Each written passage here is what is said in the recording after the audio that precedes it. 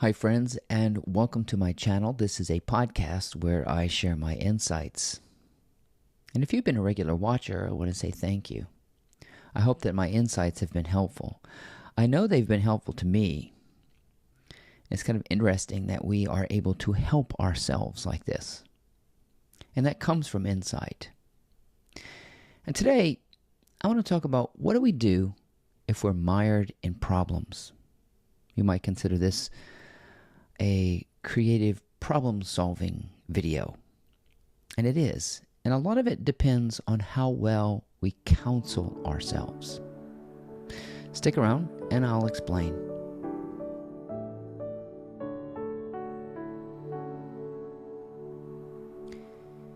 If you're mired down in problems, you are most likely stuck in a mind that won't leave you alone.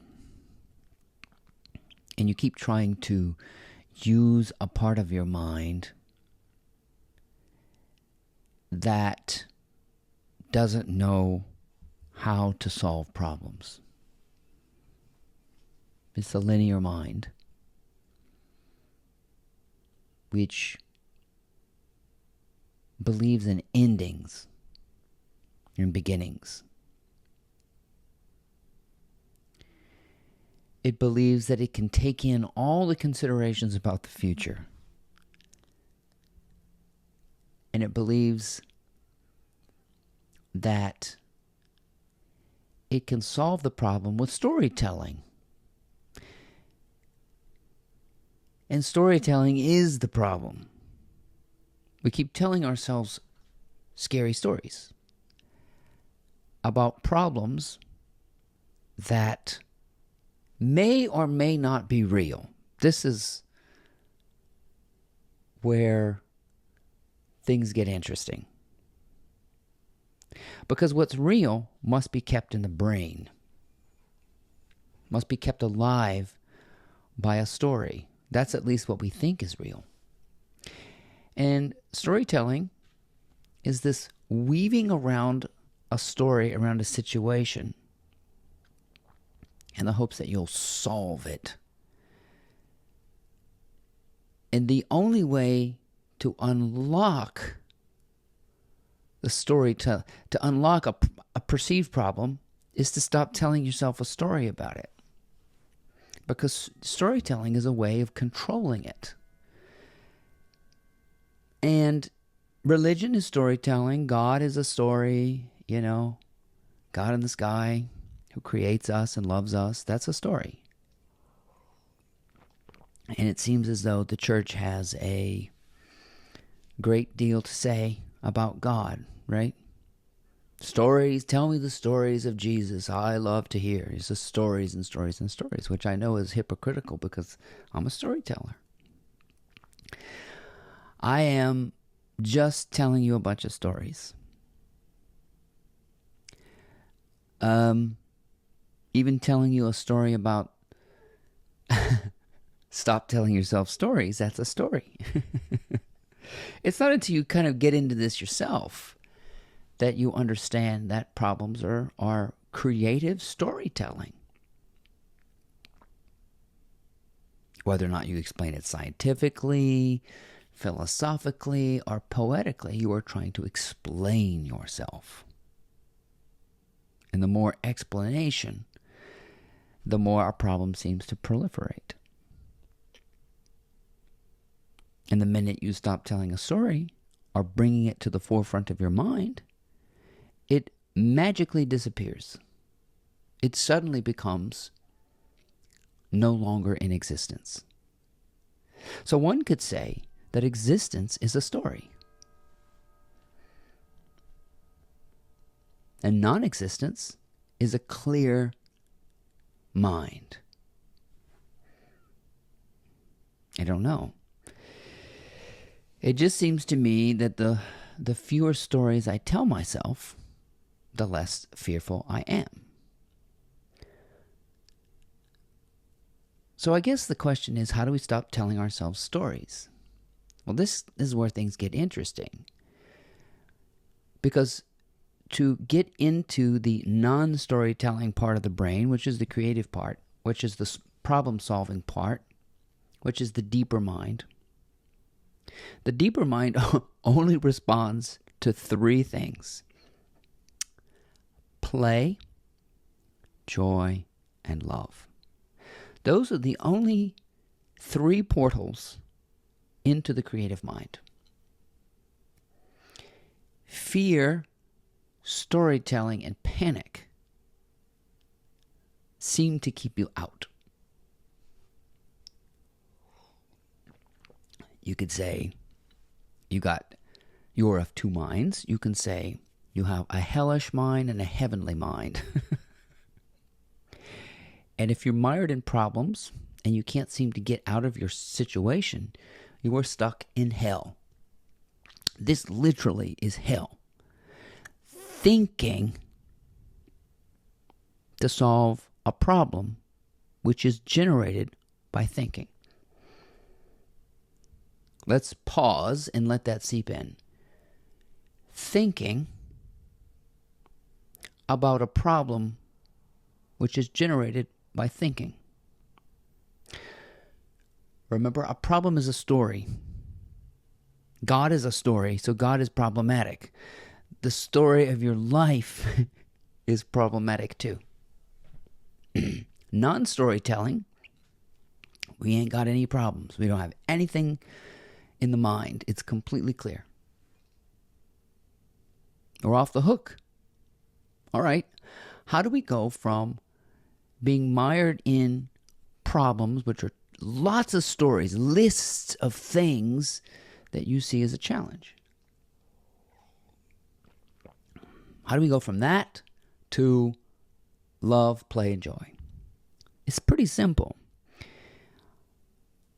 If you're mired in problems, you are a troubled child, okay? Let's say you got a lot of trouble. And you go to a counselor. This would be another part of you that helps. You go to a therapist or a counselor, and you're troubled. You're lashing out in school. You got a lot of problems. Mom and dad are fighting. You might be tormented with your sexuality. You name it. Your problems are a bit like a child who is troubled and doesn't know how to deal. There's no cope. There's no coping mechanism. It's just worry and worry and worry and think and think and think and think. The coping mechanism to being mired in trouble is exactly like you would find in a child cognitive behavioral therapist's office. What would you find in there? Legos, coloring books, construction paper, bubbles, maybe even an aquarium,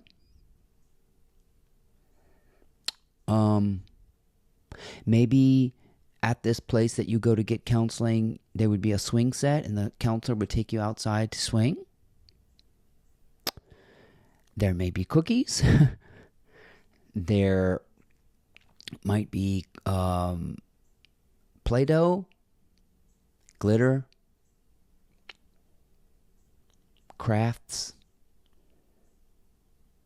any number of things that are engaging in play. So if you want to get a child to open up, you must engage them, not in pacification. If you give your child an iPad, that's pacifying them with more storytelling. If you put yourself in front of Netflix, if you put yourself in front of Facebook, if you put yourself in front of YouTube, you are pacifying yourself. That's not play. You're not engaging with anything tactile, real.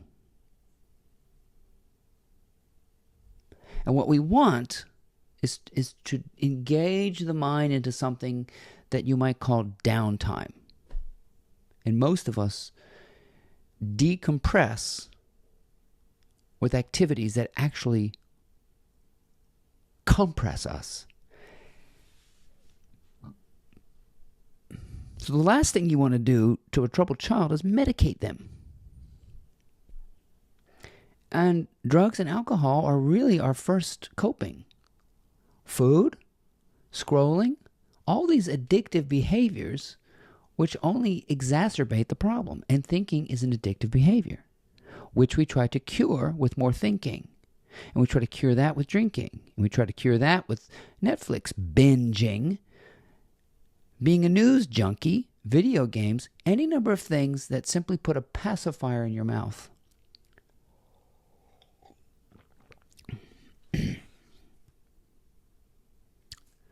So what I'd like to do is to draw your attention to the insidious healer. The insidious healer is the one that medicates, takes a drink, takes a smoke, sits in front of the TV. That's insidious healing. That's more information, more winding up, more pacification. We want to get into simple playfulness, real engagement with the world, with a thing, with an object, right there, not a phone. That's a virtual world. We want to get back to the tactile sensation of the five senses. We want to play with something, dirt, a dog. If you have children and they are troubled, you want to play with them, not to pacify them. You want to engage them in a constructive activity, not hand them an iPad or an iPhone. You want to work with them. So the way you work with yourself is if you're mired in problems, you've just come to the child psychologist yourself. What do you want to play with? And don't just open your phone. Put your phone down. Ask yourself, what, besides worry, what could you do that would be fun? For me, it was bike riding. When I get mired in problems, I say, okay, I'm going to sleep on it. I'm going to let my subconscious mind deal with this. In the meantime, I'm going to go for a bike ride. I'm going to pick up my guitar and strum a few chords. I might even take out my stationery and write a handwritten letter to my friend who loves getting handwritten letters.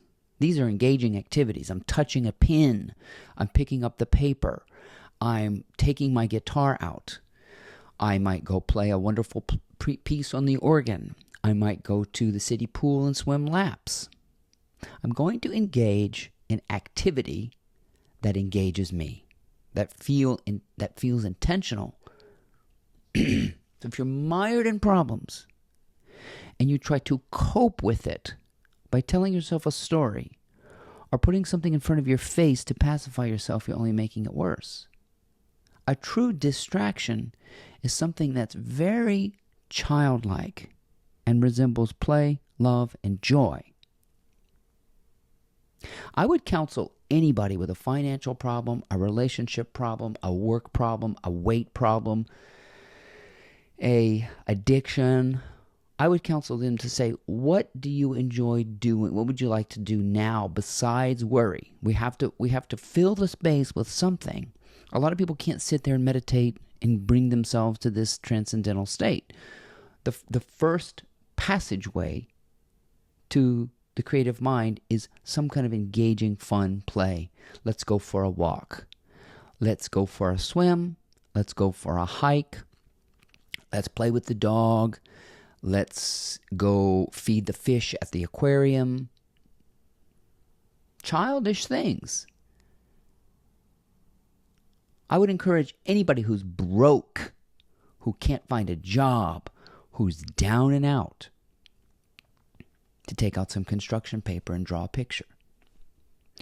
to make a craft, to strum a guitar, to bake a cookie, to any number of playful activities that are generated by the intentional mind. Something that you want to engage with. Go hammer on some wood in the shed and build something. Go make a birdhouse. That's what I would do. If you're broke, go make a birdhouse. If you're struggling with your sexuality, go paint a picture.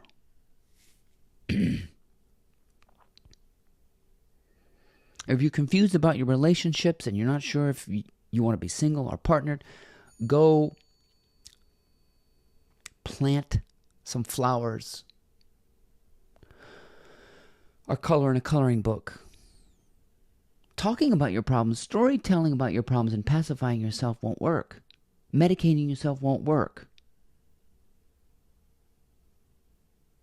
Play, joy, and love. Be a kid again. Bring yourself to that place where you're doing something fun. Oh, yeah. And guess what happens? You start to open up. You realize, okay, maybe this is not so bad. I'll sleep on it some more. I'll give it more time. I won't keep dredging up my problems. I'll keep gravitating towards joy, fun, and love. It'll feel weird at first. If you're without an income, like me, I was without an income. The only thing I could think of was go swimming. Put on some Whitney Houston and dance. That was like the only place my mind would go. Was the last place I thought to go was to do something frivolous, fun, and wasteful. So that's what I would suggest. Waste your time. It opens a dimension in you called timelessness. It opens up the creative mind and ideas flow when you're walking on the beach. The day after I found out that my husband was cheating on me and I had a panic attack, the next morning I called in sick and went to the beach, swam in the ocean. I couldn't think of anything else to do. I couldn't sit at home and think. I had exhausted that possibility. I went and had fun.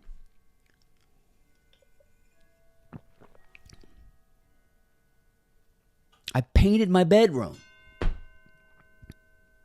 whilst going through a divorce. It's that whole thing. Old Mother Hubbard opens the cupboard and she sees that the cupboard is bare. She sits down and writes a novel. This is crazy. This is what unlocks the mind. Doing something that you think, really? Paint a picture? In my hospice bed? Yeah, kind of. If you have a terminal illness, if you have some kind of problem, paint, draw, write, play, bake, cook, construct, scrolling, drinking, smoking, vegging, binging. More storytelling. My name is Ryan Abair. I hope that these insights helped. If you are mired in problems, consider these things. And if you have a chance, please check out my blog, mymorningmotivator.com.